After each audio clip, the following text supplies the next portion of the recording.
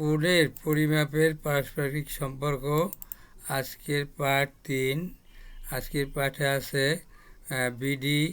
এই যে বিডি সরলরেখাকে যদি এ সি সরলরেখা ছেদ করে, এই ছেদবিন্দুতে ও ও থেকে ও এফ যদি লম্ব আঁকি, সেই ক্ষেত্রে কোণ সি ও এফ এর পরিমাপ কত তা নির্ণয় করতে হবে।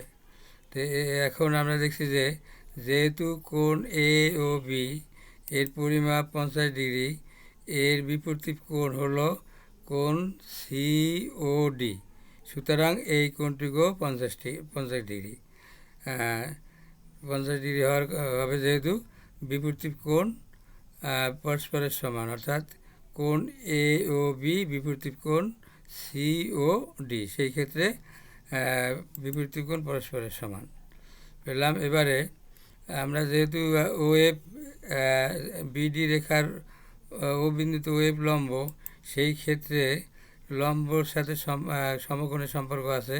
সেই ক্ষেত্রে কোণ বি ও এফ এক সমকোণ সমান 90 ডিগ্রি।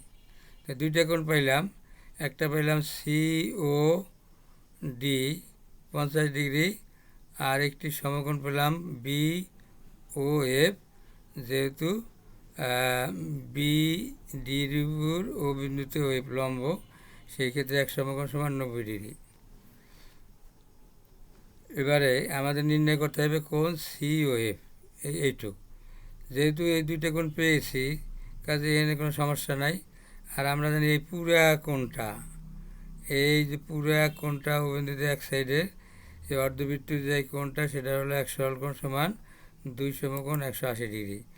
এখন কোণ সি ও এফ যদি আমি নির্ণয় করতে হয়, তাহলে পুরা কোণ থেকে যদি কোণ সিওডি যোগ কোণ বিওএফ বাদ দেই, সেই ক্ষেত্রে আমরা কোণ সিওএফ এর পরিমাপ পাব।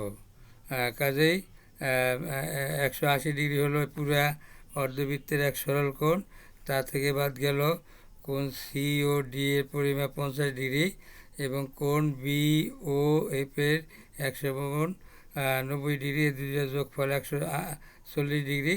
তো 180 থেকে 140 যদি বাদ দেই, সেই ক্ষেত্রে আমরা পাবো 40 ডিগ্রি। এই 40 ডিগ্রি হলো কোণ সি ও এই এফ এর মান। কোণ সি ও এফ এর মান পাইলাম আমরা 40 ডিগ্রি।